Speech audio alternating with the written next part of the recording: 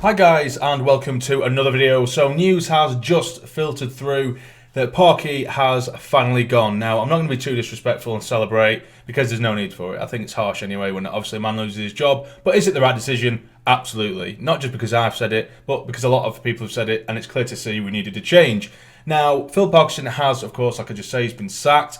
And firstly, I will read through the statement that has just come from the club. So here is the statement. Sunderland AFC has today parted company with manager Phil Parkinson. The 52-year-old was appointed in October 2019, overseeing a total of 47 matches during his 13 months at the Stadium of Light. Assistant manager Steve Parkin also departs, and the club would like to place on record its thanks to both Phil and Steve for their efforts during their time at SAFC. Preparations for Tuesday's Sky Bet League One fixture against Burton Albion will resume on Monday, with first-team coach Andrew Taylor taking charge of the squad.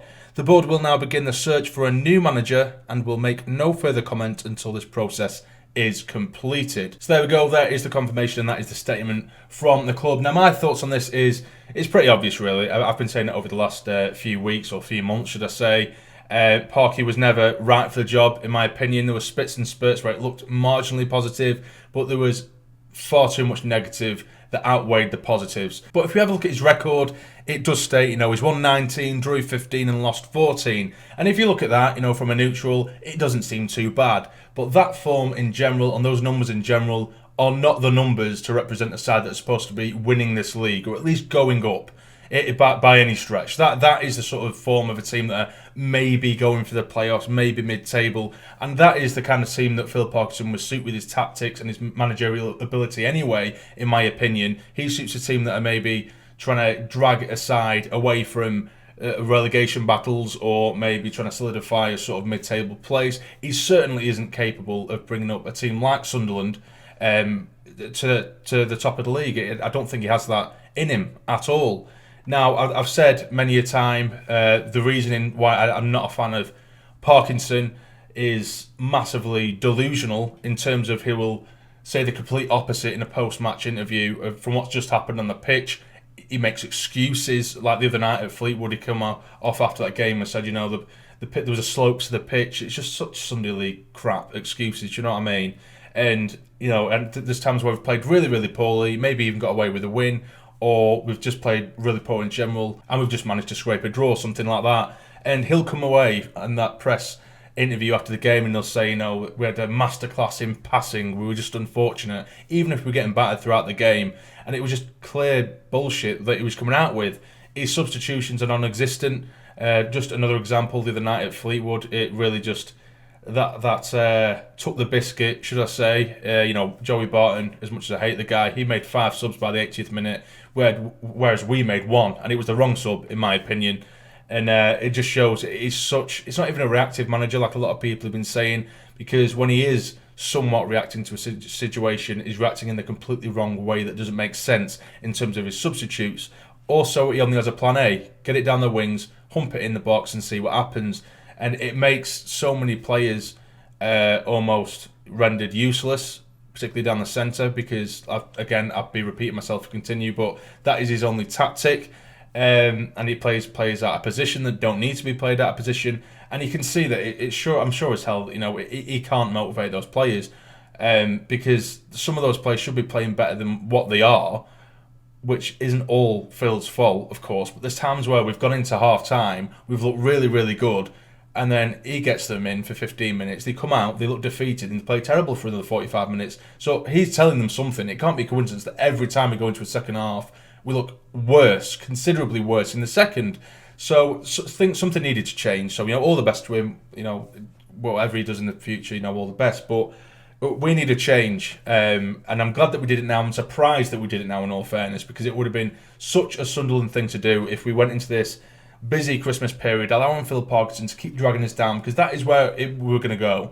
You can see it particularly over the last month or so, or month or two, the performances have been very, very poor, even when we've scraped positive-ish results, if that makes sense. And we were just consistently getting caught out. Over the last handful of games, we've been completely caught out, whereas beforehand, it was earlier on in the season where teams are still trying to figure each other out a little bit. But because we only had this plan A, every opposition's homework on us was easy as hell. It was so easy because it was just, just don't let the crosses come in and you'll be sound. And that's literally it, because all we do is go down the wings. But yeah, if we remained with Parkinson, I'd be quite confident in guessing that we wouldn't make playoffs. We might scrape the playoffs, maybe, but that isn't what we want. And I think now that they've done it before this busy Christmas period, it gives us an opportunity to go into this big cluster of fixtures with a fresh face, a fresh manager, freshen things up. And, there is the argument of, Sunderland have changed X amount of managers over the last sort of decade, and we've gone through a hell of a lot of managers, and I hate it as well. But there's certain times where you just have to see what's going on and address it. And what's going on is we had a manager that was only dragging us in one direction and not the direction we want to go in. Unfortunately, and at a time like this, you have to change it. You can't just keep going, we're changing, that's all we ever do. Because you have to when things are getting that bad. If we remember Parkinson, we'd get nowhere near where we wanted. But either way, now who would I want to take over? This is the question I've been asked for weeks now. Now, it's a difficult one, but a couple of years ago, hear me out. A couple of years ago, Kevin Phillips was linked with us. And my argument against that was, as much as I love Kevin Phillips, he's my hero, he's one of my favourite Sunderland players of all time. In fact, he is my favourite Sunderland player alongside Julio Walker. But Kevin Phillips, I was terrified that if he was to come as a manager, that he would end up tarnishing his career, or his reputation with Sunderland fans, which would be horrible to see. I'd hate to see, a stadium-like crowd turn on someone like Kevin Phillips. It'd be heartbreaking. But now it's got to the point where it's no longer a risk because of where we are. It isn't a risk. I mean, well, any manager, I suppose you can argue, is a risk. But we've taken so many risks in terms of, we risked Jack Ross, who was an unknown entity. We've also taken a risk on Phil Parkinson, who was experienced, a dinosaur, like a lot of people have called him. So why not try someone who loves the club, the fans love him, he knows the club inside out, he knows what the fans want, and he knows what the players need to do to get on side with the fans. And for me, it's no longer a risk anymore. Even if it is, it keeps getting rumored, Nigel Pearson with maybe Super Kev as his assistant, maybe. I would genuinely like to see Kevin Phillips just on his own. Obviously not just on his own, have an assistant. But either way, I would love to see Phillips involved. And, there's also people saying, I'll get Poyet back, because Poyet obviously made a comment in a podcast the other week, and it's been stretched way out of context. Actually, I know the lad who ran that podcast and Speak Sunderland, and it has been taken way out of context, and we spoke about it, and it went a bit overboard. People are making paper articles saying that Gus is on his way back when he's not. I mean, if he did, I wouldn't be against that completely. But there's this thing, and I'm kind of contradicting myself here. There's this thing with Sunderland fans where we don't leave things in the past, and exactly. I just had to contradict myself because I've just spoke about Kevin Phillips, but he hasn't been here as a manager before, and he left on a good note. Gus Poyet went for a reason. And we're always clamouring for, let's go back to so and so, let's bring him back. And there's reasons why they're not there now, or they weren't there at the time, if that makes sense. Granted, we're in League One now. Gus Poyet might be able to do a really good job, and I wouldn't be totally against it.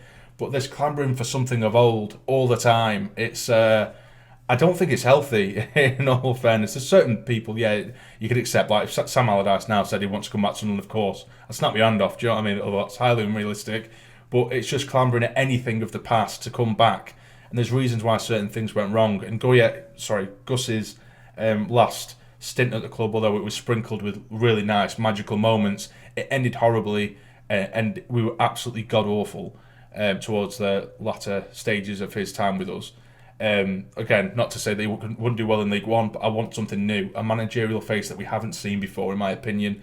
Kevin Phillips, of course, we've seen him before, but not in a managerial role for us, and I'd love that in all honesty. And if Kevin Phillips could come here as his first full-time, as a sort of first-team coach or of course a manager, and he managed to bring us up, my God, that'd just be dreamland. But yeah, so anyway, in conclusion, I'd like to see Kevin Phillips come. It won't happen more than likely, but I would like to see that happen in some kind of way. Is it the right decision to sack Parky now? Yes, absolutely. But anyway, you guys let me know down below what you think about the decision to sack Parky, and who would you bring in if you did have the choice. But if you have enjoyed this video, please hit the like button for me, subscribe and all that nonsense, and stay jammy.